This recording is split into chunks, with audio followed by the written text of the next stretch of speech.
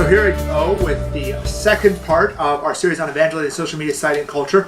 How social media changes how we think. Now, the first thing about social media is that today it's invisible and kind of assumed. Mark Zuckerberg, the head of Facebook, thinks of Facebook as a utility, kind of like the phone or electricity. But unlike the phone and the electricity, it's not regulated in the same way. He has a lot more control over what content you get than the phone company or the electricity company. And it's interesting that we do have a kind of sense that some people think, like Nick Bilton here, thinks when technology gets out of the way, we are liberated from it. But is that really true? Nicholas Carr here on the opposite says, you don't just flip the switch and make technology invisible. It only disappears after a slow process of culture and personal acclimation.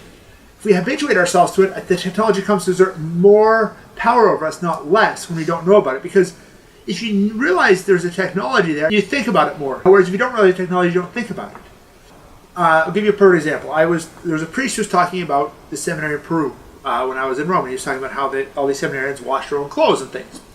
And being an American, I just thought, that means they put their clothes in a washing machine and turn it on and put the soap in, and that's washing your own clothes, right? No, but he meant with the washboard and everything, because they didn't even have enough electricity to run washing machines or whatever.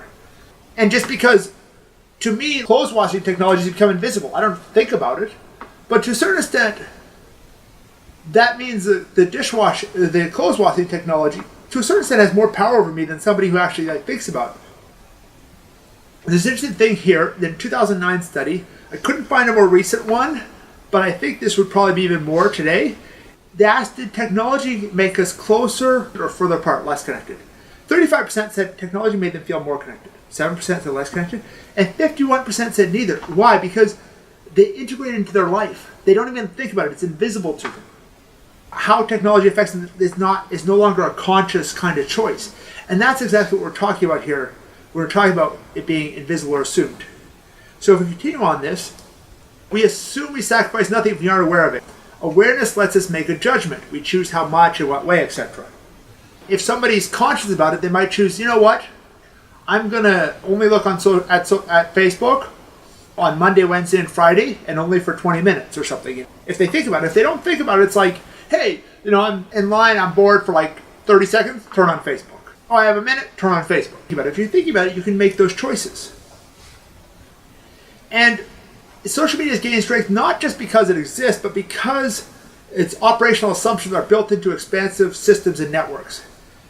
This is kind of better by analogy and by history here, and how the Industrial Revolution gained full force. The Industrial Revolution didn't gain full force just when these first ones figured out how to have a paddle wheel or a steam engine run one machine in their factory.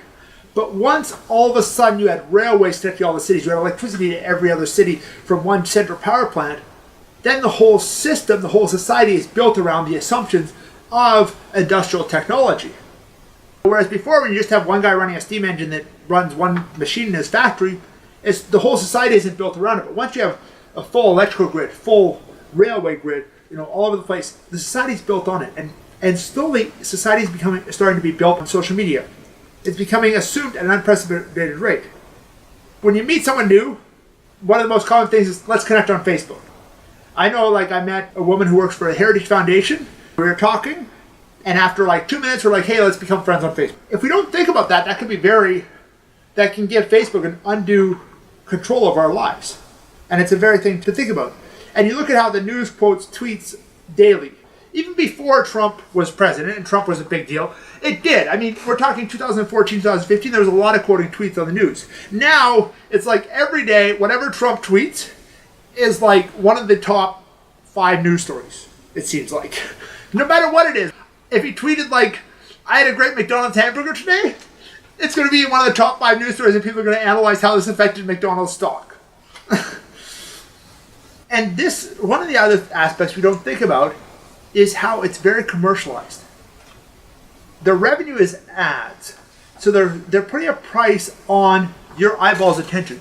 So if I'm looking at my phone for 10 seconds at an ad, well, Facebook has calculated how much that is worth.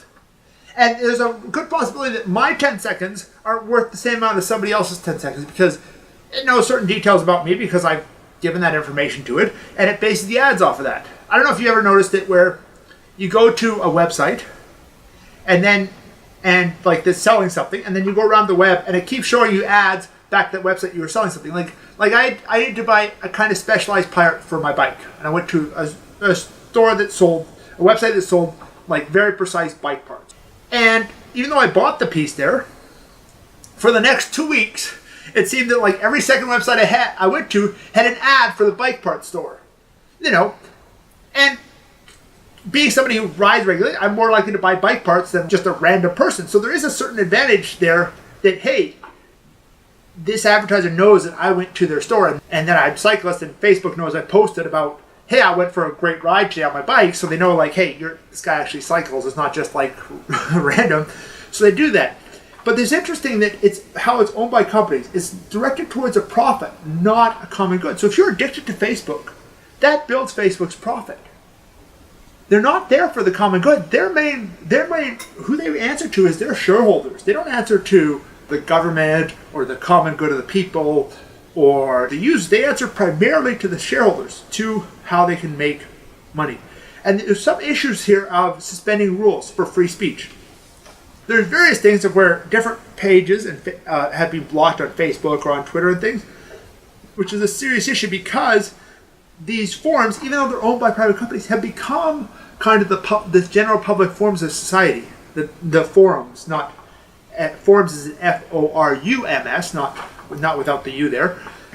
But interestingly, for an individual user, social media is an economy not so much built on dollars per se, but built on meaningful engagement and value creation. Whereas if you share something that a lot of people like, that's valuable. If you share something that a lot of people comment on, that's valuable because you're meaningfully engaging with the others on Facebook. You're building a community. You're creating value for those people. For instance, I'm part of a priest-only Facebook group. And I see value that sometimes I can ask questions there that are kind of precise about priestly life that I'm not just going to go and ask a random layperson about. And that's a value to me. Now, there's another priest who manages this group and makes sure it's just priests and things and everything. And he's adding value to my Facebook experience by managing that group. Now, how much of that is influencing Facebook revenue and things is a whole other issue. But at least for him and for me, that's a value. Now, there's another argument about how social media operates. It's wide, but how shallow is it? Because it's very clear that social media has a very wide swath, but the question about how shallow it is an interesting question. Brandon Voigt here. New media tends to cultivate relationships that are a mile wide and an inch deep. New media's sporadic content makes it difficult to sustain long, in-depth conversations offline. He wrote this in 2011, so 6 years ago. I actually contacted him and I said, do you still stand by the statement? And he said yes. He said, I might change it a little bit, but I still stand by it in the sense that it can create a kind of sense of superficiality in how we debate things. On social media, the best ironic one-line comeback is often the one that's most liked, not the one that's the most thoughtful and a paragraph long. And that affects how we communicate offline, because then we're just like, hey, give this one-liner ironic thing. So, like I said before, the average Facebook user has 150 friends, is the median. Like if you count all the Facebook users, the average one has about 150 friends. But about 15%, including myself, have over 500 friends. Now, obviously, if you have 500 friends on Facebook, you don't really know every one of them. And this is why you get the difference between the average and the median here, where the average is 338 and the median is 120 to 200. So if you remember your statistics thing, average is you add all them up, you divide by how many there are, you get the average. The median is you put them all in order on a line, you take the middle one, and that's the median, which is the average user more than the average number of friends. And so it's also interesting that according to Dunbar number and the idea of social groups is we'll spend about 60% of the time with 7 to 10 of our close one, and then 40% of the time with the rest of the 150 of our social group. And Facebook follows a rule like that in the sense that it will tend to give you those close to you much more often and just give those external connections, those further out connections every so often. Even though I have 2,000 friends, the most of my Facebook posts are probably from 15 or 20 people. Most ones I see. People I know in Catholic media, my sisters. Anything my sisters post, I see pretty much, because Facebook knows, hey, this is his sister. He's liked like half of the things she's posted in the past year, so I'm definitely going to show this to him because the chances he likes it are super high. That's with the Facebook algorithm. It's interesting, Twitter and Instagram have no post algorithm. And it's pure reverse chronology. At least recently Instagram's played around with a little bit more of like Facebook kind of figure out the chronology, but it's still kind of more chronological than Facebook. Twitter's also done it where it's like while you're away it shows you the top ones, but it's still, you can click on it and click on the home page again and it will just show you the last ones in the last like 2 minutes. And you see a certain kind of instantaneity. And you also see here that the medians are actually still about the Dunbar numbers. The average Twitter user has 126 followers. The median for Instagram is following 265 but followed by 194. Because, why are those different? Because it's a median, not a mean. So the mean, the average would be the same for both, logically, because each one that's followed someone has to be following. But a lot of people follow, of those 265, probably likely 100 of those are like they're following, like their favorite soccer star and their favorite singer and things, which they're just a totally different category of user. And those people aren't really looking for a one-on-one interaction with Messi. They're looking to see the latest picture of Messi, almost as a broadcast. Messi one to many, all of Messi's fans. And social media connects people, but the actual evidence, it's shallow, is hard to find. There's often a difference. There's very clearly a difference between I post a photo on Instagram versus face-to-face communication. It's often short rather than deep and philosophical. I could say I met Immaculate Begiza a few days ago. And I can tell you all this and tell you all about her talk and things. But it's different if I post a picture of myself with her on Instagram. Obviously, there's a difference in those two things. But it's not to say like one's right and the other one's wrong. It's to say, okay, at what value am I going to give one and what value am I going to give the other? What's percentage of my time? What focus, Pure numbers match biological numbers.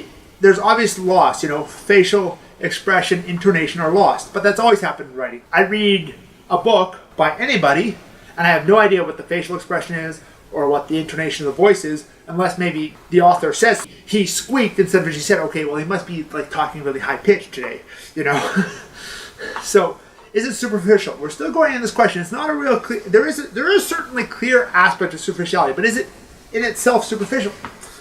Clickbait has a mass media mindset. The New York Sun would have one reporter covering the court, just the crazy stories from the court.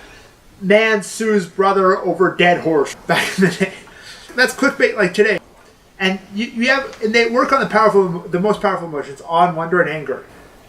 I've seen them on both sides. You won't believe what politician X did today, as like the headline. And it's obviously working on the anger of people towards that politician. And it's sense of word of mouth. It's kind of like, in a way, kind of like gossip. Because gossip did have positive things in the sense that, like, hey, you found out like somebody was engaged because it passed around the town, pretty quickly once they got engaged. Whereas today, it's like they post on Facebook and everybody knows the next day. And it does promote synthetic over deep philosophical thinking, which is the opposite of Christian meditation. So Christian meditation, as we'll see in the next one, is a way to get out of this, to say, hey, let's go deep, let's think about it, let's reflect. And it streamlines social relationships. It makes it kind of frictionless, which can lead to superficiality. It suggests followers, and in half thought, I'm clicking follow. If I'm on Twitter, a lot of times there's like suggested followers. There's 3 suggested followers almost all the time if you're on your computer of who to follow. And I might see somebody and say, oh yeah, I definitely want to follow that person. Boom.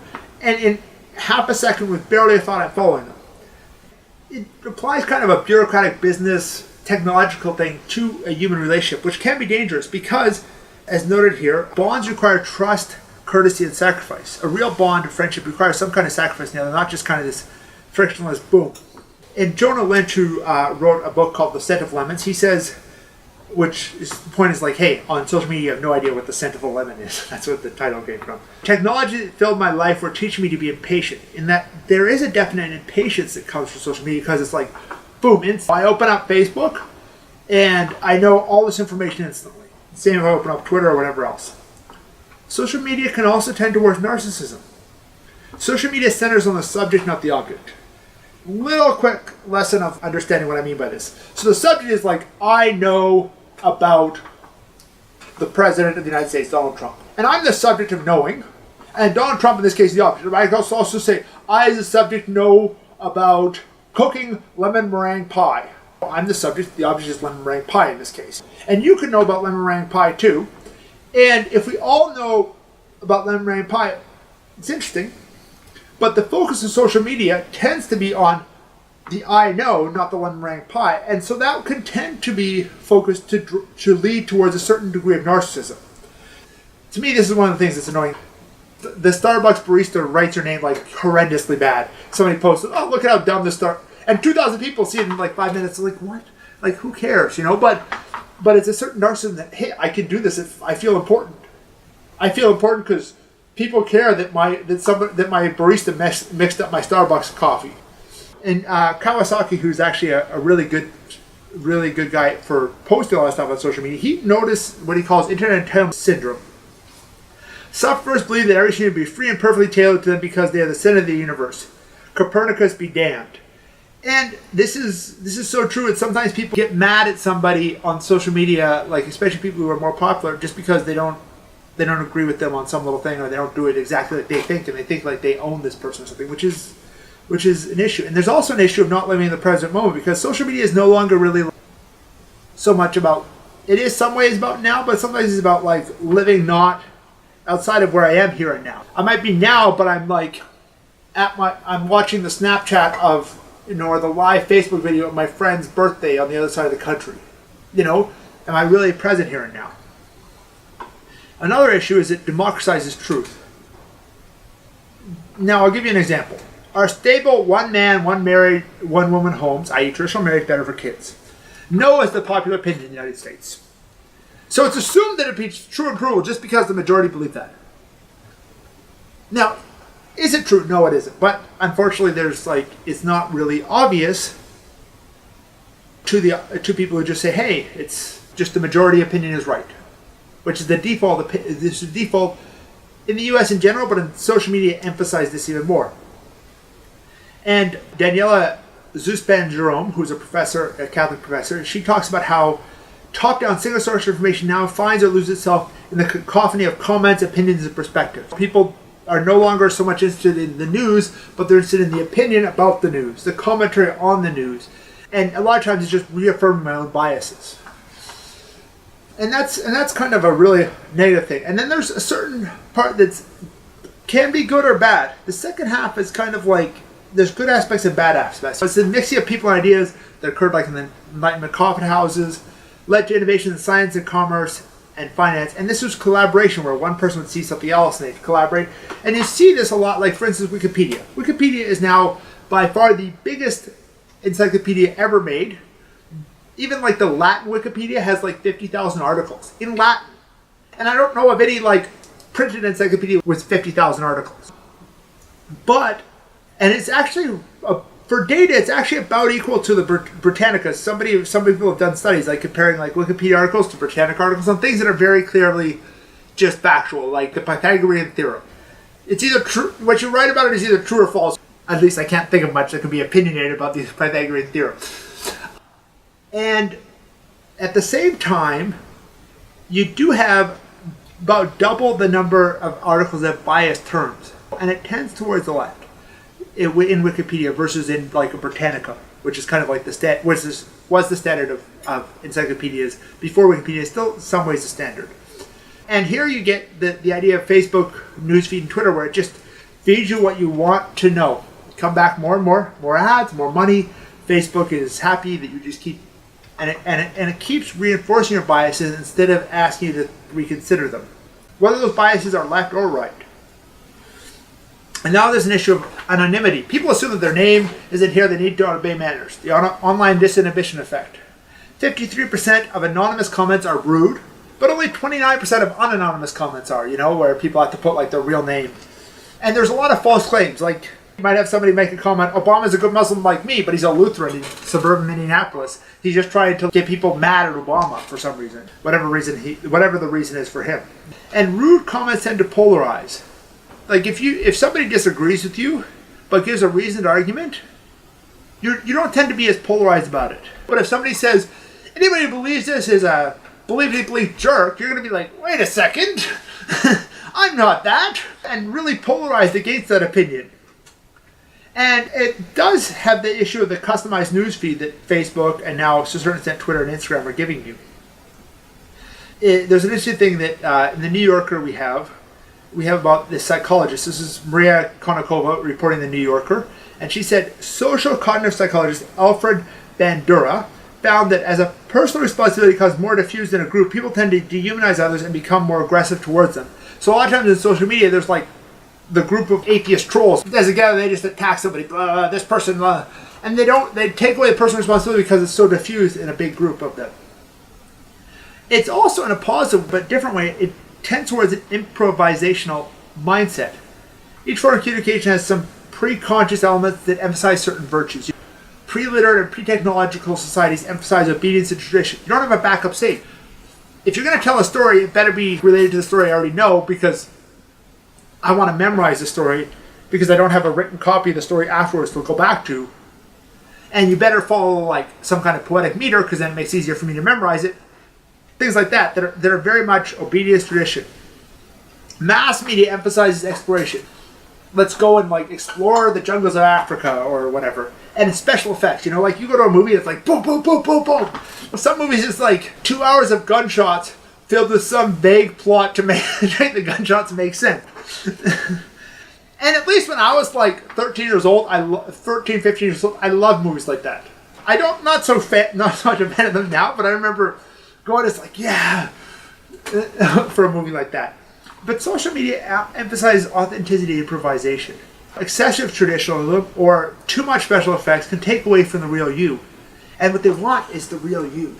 They want the person, not just kind of this super glorified thing. I mean, obviously everybody manages what their image is a little bit, but people want the person, not some kind of like special effects version of you. A lot of times these vlogs on YouTube are just people in their room looking into a pretty straight, simple camera versus the super special effects things, which actually sometimes don't even get like super great response.